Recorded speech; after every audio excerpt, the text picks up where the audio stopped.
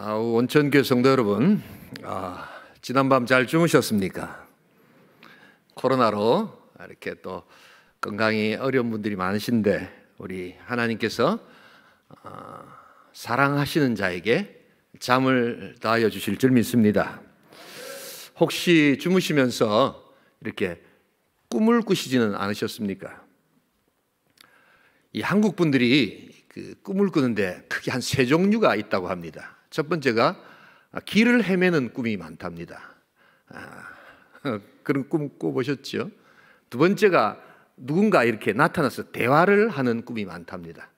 그러다가 어떤 때는 막 열도 받고 이러다가 폭딱 깨는 겁니다, 이제. 근데 세 번째가 있는데 이게 제일 많답니다. 높은 곳에 올라가 가지고 아래를 보다가 깜짝 놀라 가지고 떨어질까 봐 두려워서 놀라서 이렇게 깨는 꿈입니다.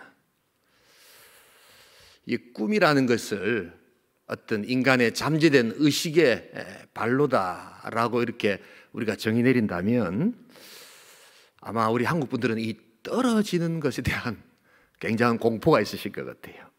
추락에 아픔이 있는 겁니다. 떨어지는 것이 힘든 겁니다. 왜 제가 오늘 꿈 얘기를 하느냐? 오늘 사무엘상 28장에서 여러분, 만약 사울이 와서 우리와 함께 꿈을 꾼다면 아마 이 세 번째 꿈을 꾸지 않았겠는가? 오늘 사울이 끝모를 추락을 하고 있습니다. 이 사울이 처음에 그런 사람이 아니었습니다. 참 괜찮은 사람이었습니다. 그런데 그가 그의 삶과 사역과 신앙의 말년으로 갈수록 그가 추락하고 있습니다. 그 추락이 끝이 없습니다. 그리고 우리에게 너무나도 안타까움을 줍니다. 우리가 사울을 보면서 말 그대로 슬픈 그대 뒷모습을 우리가 경험하고 있는 것입니다. 왜 그는 추락하고 있는가? 오늘 이 주신 본문을 살펴보면서 우리 사울의 추락을 통해서 우리에게 주시는 영적 교훈을 우리도 한번 살펴볼 수 있기를 소원합니다. 첫 번째로 오늘 왜 그는 추락하는가? 하나님과 준비된 영적 교제가 부재했기 때문이었습니다. 우리 28장 6절을 같이 한번 읽겠습니다. 사울이 여호와께 묻자오되 여호와께서 꿈으로도 우림으로도 선지자로도 그에게 대답하지 아니하시므로. 블레셋 군대가 공격하고 있습니다. 이 사울은 전쟁 경험이 많은 사람입니다. 직감적으로 오늘 군대 싸움은 안 되겠구나, 우리가 망했구나라는 생각을 합니다. 두려움이 들어오기 시작합니다. 두려움이 커지면서 공포로 변합니다. 그러다가 그는 평소 때 안 하던 행동을 하기 시작합니다. 그게 무엇입니까? 사울이 여호와께 묻자와 가로되. 여러분, 이것은 참 보기 힘든 일입니다. 다윗이 여호와께 묻자와 가로되는 성경에 많이 나타납니다. 그런데 사울이 여호와께 묻자와는 조금 생뚱맞습니다. 왜 그럴까요? 언약 백성으로 하나님과 풍성한 교제를 가지고 있어야 되는 것을 알고 있었던 사람입니다. 그러나 평소 때 그는 그렇게 하지 않았습니다. 그리고 다급하니까, 두려우니까 화들짝 놀라 이제 하나님 앞에 나와서 하나님께 기도해 보지만 하나님의 반응은 썰렁함을 넘어서서 완전히 단절 그 자체입니다. 바로 영적 패닉에 지금 쌓여 있는 모습을 보게 됩니다. 꿈, 우림, 선지자, 이것은 구약 당시 하나님의 뜻을 알 수 있는 가장 좋은 방법이었습니다. 어떤 것도 하나님의 뜻을 말해주지 않고 있습니다.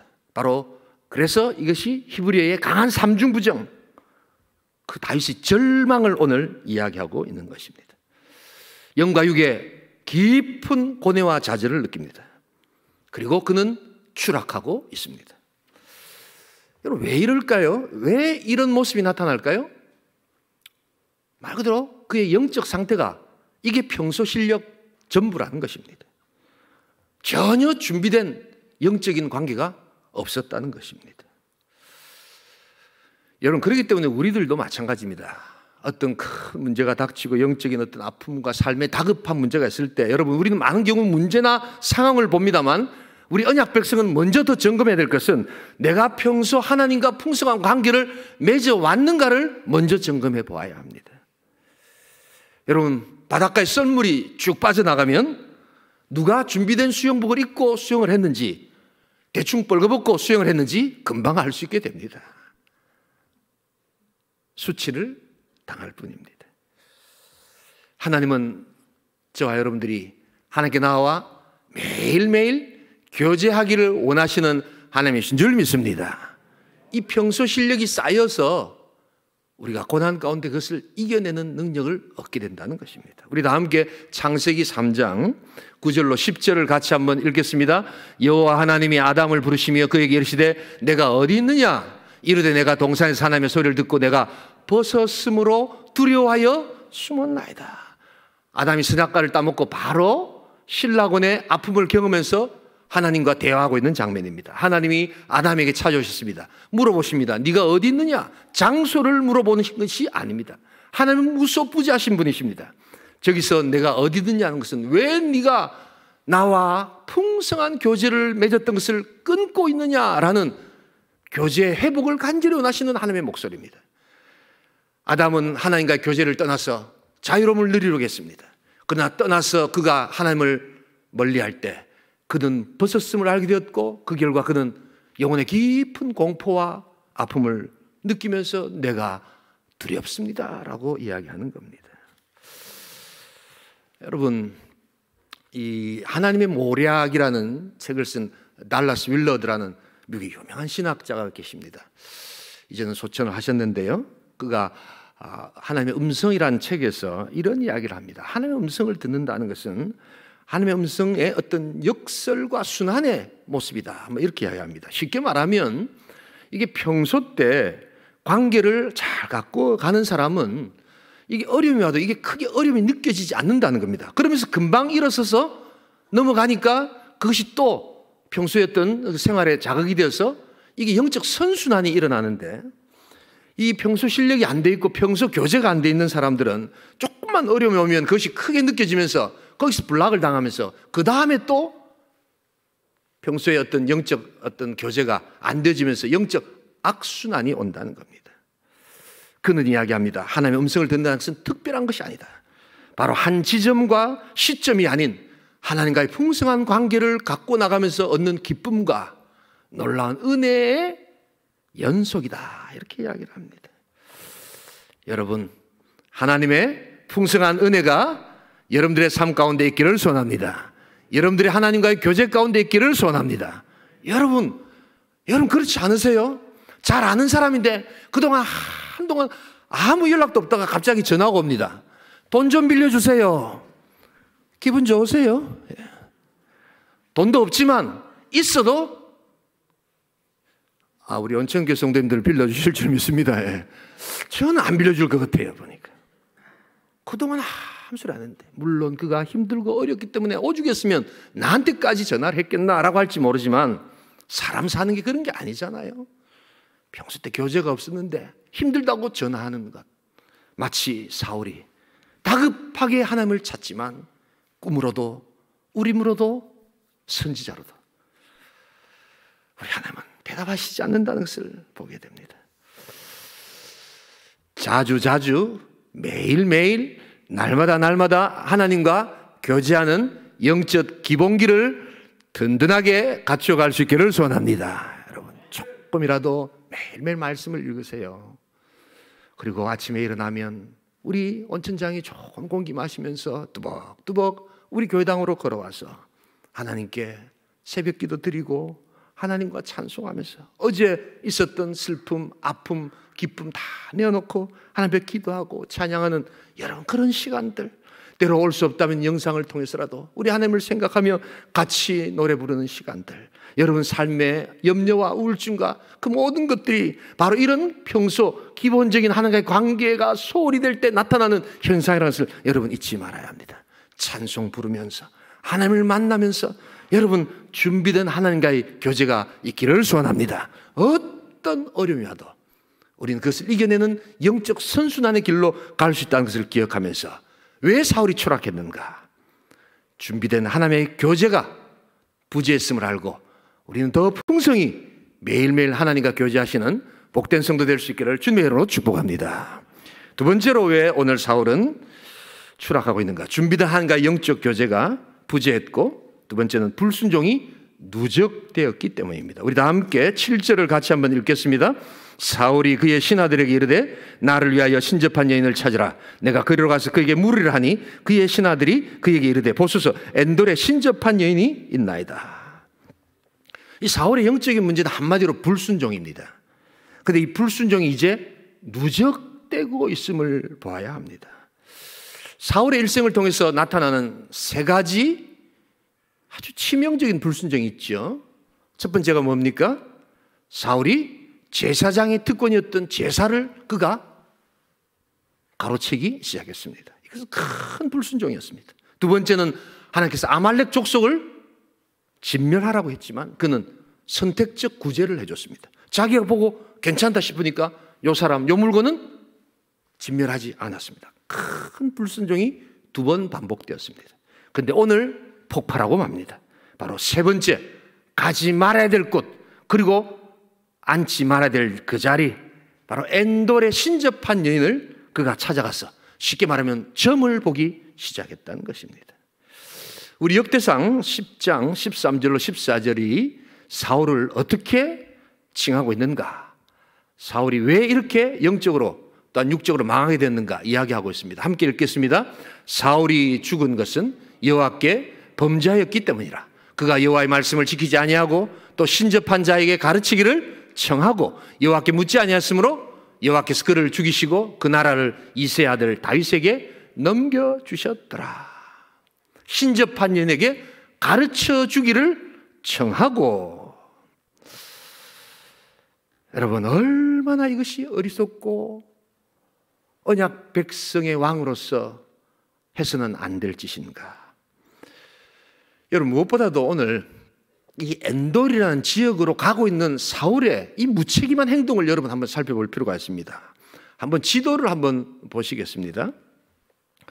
여러분, 저기 보면 길보아 산이라고 중앙에 보입니다. 저기에 이스라엘 백성들이 진을 치고 있습니다. 지금 전쟁을 하고 있죠.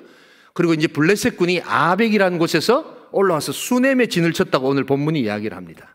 자, 엔돌이 어디 있습니까? 바로 수넴 지역의 북쪽으로 약 7km 지점에 엔돌이 있습니다. 자, 그런데 지금 사울이 아무리 변장을 하고 밤에 간다고 할지라도 어디를 지나가야 되느냐? 바로 저 수넴 지역에 있는 블레셋 군대를 지나가야 한다는 것입니다. 얼마나 급했으면, 얼마나 점을 치고 싶었으면 블레셋 군대를 지나가서 가야 되는 엔돌까지 지금 가고 있는 이 사울의 무책임한 행동과 엉터리 같은 모습을 여러분, 우리는 안타까워하지 않을 수가 없는 것입니다. 여러분, 지금 전쟁을 치러야 되는 왕이 적진 깊숙이 지나가서 점을 치러 가고 있는 것입니다. 우리 하나님의 살아계심과 하나님의 권능을 어기고 불순종하는 바로 이러한 치명적인 그의 불순종이 바로 그의 추락을 지금 계속해서 부추기고 있는 것이었습니다. 여러분, 그러기에 우리 인생도 마찬가지입니다. 우리의 삶과 사역에서도 이렇게 막 그냥 두렵고 떨리면 그냥 뭐 목사도 없어요. 장로 뭐 직분, 권사 직분도 없어요. 하지 말아야 될 말들 막 내뱉습니다. 가지 말아야 될 곳 그냥 갑니다. 여러분, 그래서 영적인 비참함으로 나락으로 떨어지는 인생이 있다는 것을 알아야 합니다. 작년 우리 하반기에 다니엘 기도회라는 것을 했습니다. 참 힘들고 어려운 때 영상으로 통해서 전국에서 성도들이 영상으로 모여서 다니엘 기도회를 우리 밤마다 했지요. 참 큰 힘을 얻었습니다.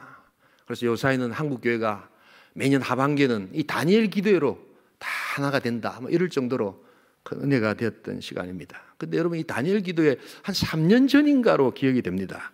이 다니엘 기도는 21일 동안 하는데 매번 강사가 매일 바뀌거든요. 근데 그 강사 중에 한 명이 무속인 출신 여자 집사님이 나오셨던 걸로 기억합니다. 근데 이분이 충격적인 간증을 했습니다. 왜냐하니까 자기가 예수 믿기 전에 진짜 유명한 점쟁이였는데 자기 고객의 30%가 크리스찬이었다는 겁니다. 불과 얼마 전 이야기입니다, 여러분. 특별 관리 대상이었다고 합니다. 교회에서 헌금을 잘해서 그랬는지 연습을 해서 그랬는지 복채를 턱턱 제일 많이 내더라는 겁니다, 여러분. 여러분, 교회 불평이 많습니다. 교회 불만이 많습니다. 막 성도들에 대해서 여러 가지 말들이 많습니다. 하나님을 만나지 않습니다. 그리고 다급하니까 거기로 찾아오는 겁니다. 서울의 대학가에 점령한 점집들이 있습니다. 타로점이라는 것이 있습니다. 카드점이 있습니다. 점성술이 들어오기 시작합니다. 얼마나 많은지 모릅니다. 그런데 이야기합니다. 목사님, 재미로 하는 거지, 재미로. 아이고, 그거를 자꾸만, 아이고, 목사님은 고신이라서 그렇지. 여러분, 얼마나 그것이 큰 영혼의 죄악과 영혼의 생채기를 낸다는 것을 여러분 알고 계십니까? 어느 교회 청년부 형제가 한 명 있었습니다. 항상 단정하게 머리를 7:3 가르마를 항상 타고 오는 겁니다. 보통 그 청년들이 그래 안 하는데 참 단정하잖아요, 7:3. 그런데 너무 그렇게 오니까 그냥 청년부 사회 가시는 정부 목사님이 한번 물었답니다. 예, 너는 어떻게 그렇게 단정하게 7:3으로 머리를 그렇게 단정하게 다니니? 이 청년이 이야기합니다. 우리 어머니가 점집에 갔다 왔는데 점쟁이가 너 아들은 항상 머리를 7:3으로 해야지 악기가 물러가고 재물운이 있다고 해가지고 우리 어머니가 그렇게 해서 저 그렇게 하고 다닙니다. 한평생 7:3 하고 다녀야 될 줄 믿습니다, 여러분.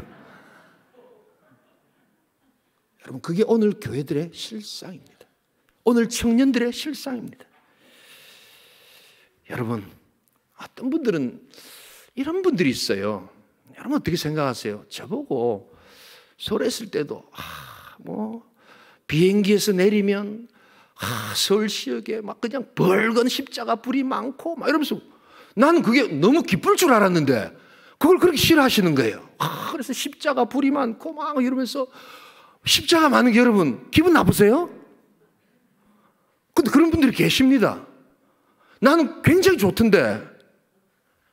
물론 이해합니다. 교회가 많음에도 불구하고 그 교회의 어떤 숫자만큼의 대사회적 책임이 충분치 않다는 데 대한 안타까움이라면 충분히 이해합니다. 그럼에도 불구하고 점쟁이 많은 것보다 십자가가 많은 게 더 좋지 않습니까? 믿으시면 아멘 하시기 바랍니다. 아유, 목사님 요새 점쟁이가 어디 있습니까? 아무도 없는데. 여러분 그렇게 생각하십니까? 인터넷에 점쟁이가 다 있습니다, 여러분. 오늘 예배 마치고 당장 그렇다고 여러분 점을 치면 안 됩니다. 무속인 이렇게 한번 쳐보시면 얼마나 많은 점쟁이들이 나타나는지 모릅니다. 이게 정확한 통계인지 모르지만 세금 내면서 점치는 점쟁이가 한국에 50만 명이 넘습니다. 그런데 그 십자가 많은 것에 대해서 그렇게 교인들이 이야기를 하면서 그 점쟁이 많다는 것에 대해서는 한 번도 저한테 이야기한 분들 들어본 적이 없습니다. 여러분 이것이 정말 우리들의 모습 아닐까요? 전도할 사람이 정말 없습니까? 나가면 전도할 사람이 없을까요? 50만 명 점제부터 전도해야 될 줄 믿습니다, 여러분. 점쟁이가 사라지는 그날까지 온천교회 전도해야 될 줄 믿습니다, 여러분. 요사이는 너무 시대가 바뀌었습니다. 하나님께 대놓고 불순종을 하면서도 그게 불순종이란 것을 모르고 있는 사람들이 있습니다. 파푸아 뉴기니 식인종에게 복음을 전하다가 순교했던 위대한 선교사 제임스 차머스라는 우리 선교사님이 계십니다. 그는 이렇게 이야기합니다. 우리는 사람에게 영적으로 어른으로 그들을 섬겨야 한다. 하지만 우리는 하나님에게는 영적으로 어린 아이가 되어서 섬겨야 한다. 그럴 때 우리는 하나님께 순종할 수 있기 때문이다. 여러분 영적인 추락을 방지해야 됩니다. 불순종이 누적되어서는 안 됩니다. 우리가 불순종하는 인생이지만 누적하지 않기를 소원합니다. 추락의 방지는 누적의 방지라는 것을 기억하면서 하나님 앞에 순종하는 복된 성도, 복된 공동체 될 수 있기를 주님의 이름으로 축복합니다. 마지막 세 번째로 오늘 왜 사울은 추락하는가? 준비된 하나님과 영적 교제가 부재했고 불순종이 누적되었고 세 번째는 과거로 미래를 덮으려 했기 때문입니다. 우리 11절 같이 한번 읽겠습니다. 함께 읽습니다. 여인이 이르되 내가 누구를 내게로 불러 올리려 하니 사울이 이르되 사무엘을 불러 올리라 하는지라. 여러분, 오늘 이 본문은 아주 독특한 장면이 하나 나타납니다. 사울이 신접하인을 찾아와서 여러 가지 대화는 차치하고 딱 한 가지, 사무엘의 영을 불러달라는 겁니다. 왜 콕 찍어서 사무엘일까요? 사무엘은 유일하게 사울에게 인정했던 사람입니다. 그래서 기름을 부어 세웠습니다. 지금 사울은 아주 위급한 시기에 자기를 도와줄 수 있는 유일한 한 사람은 사무엘이라고 확신했습니다. 그래서 영을 불러달라고 합니다. 이것은 악령입니다. 그리고 사무엘은 이미 죽었습니다. 그런데 왜 자꾸 이것을 부를까요? 그것은 다름 아니라 사무엘이 좋다기보다 자기의 찬란한 과거를 출발하게 만들어줬던 바로 그 사무엘. 그래서 사무엘을 부른다는 것은 자기의 과거의 찬란한 영광의 과거를 생각해 놓고 싶어하는 바로 사울의 그 본심이었다는 것을 여러분 잊지 말아야 합니다. 그는 지금 죽은 자를 통하여 산 자를 뒤덮고 있습니다. 그는 과거를 불러서 미래를 뒤덮고 있습니다. 현재와 미래는 하나님의 손에 있게 되는 줄 믿습니다. 그것을 주관하신 하나님을 무시하고 자기의 찬란한 과거의 영광을 악령을 불러서라도 그는 듣고 싶어 했다는 것입니다. 그러나 그가 그 악령을 통해서 듣게 되는 메시지는 무엇입니까? 우리 다 함께 19절을 같이 한번 읽겠습니다. 여호와께서 이스라엘을 너와 함께 블레셋 사람들의 손에 넘기시리니 내일 너와 내 아들들이 너와 함께 있으리라. 여호와께서 또 이스라엘 군대를 블레셋 사람들의 손에 넘기시리라 하는지라. 네가 내일 너와 아들과 함께 죽는다라는 말입니다. 네가 과거로 미래를 덮으려고 할 때 놀랍게도 너희 아들의 미래까지도 없어진다라고 이야기하는 겁니다. 왜 사람들은 자꾸만 과거를 불러내서 미래를 덮으려고 할까? 미래가 두렵기 때문입니다. 그리고 지금 당하는 현재가 너무 고통스럽기 때문입니다. 그래서 그 고통에 직면하지 않고 자꾸만 과거로 회귀해서 과거의 찬란한 영광을 가지고 지금 그 현실을 비켜가 보려고 하지만 다가오는 것은 엄혹한 미래의 정죄뿐이라는 것을 사울은 지금 경험하고 있는 것입니다. 여러분, 오늘 사울의 가장 치명적인 불순종은 바로 이것입니다. 여러분, 여러분들의 삶에 과거를 잘 다룰 수 있기를 소원합니다. 과거는 기억하는 것이고 성찰하는 것이고 학습하는 것이지 현재에 똑같이 반복해서는 아니 됩니다. 그리고 과거를 부활시키려고 해서는 아니 됩니다. 미래가 두렵다고 과거로 회귀해서도 아니 됩니다. 하나님은 지금도 살아 역사하여 주실 줄 믿습니다. 지금도 살아 역사하시며 미래를 주관하시는 능력의 하나님이신 줄 믿습니다. 그 하나님을 의지해야 하는 것입니다. 우리 누가복음 24장 5절을 한번 같이 한번 읽겠습니다. 여자들이 두려워 얼굴을 땅에 대니 두 사람이 이르되 어찌하여 살아있는 자를 죽은 자 가운데서 찾느냐. 우리 주님은 살아서 역사하시는데 어찌하여 죽은 자 가운데서 우리 주님을 찾고 있느냐. 어찌 과거로 통하여 미래를 덮으려고 하느냐. 여러분들 자녀의 문제가 있으십니까? 여러분 그 자녀의 문제를 과거의 문제를 해결하려고 하셔서는 안 됩니다. 남편과 아내와의 문제가 있으십니까? 과거를 통해서 자꾸만 여러분들의 현재 문제를 해결하려고 해서는 안 됩니다. 나라에 아픔이 있습니까? 과거를 청산해서 여러분 미래가 해결되지 않습니다.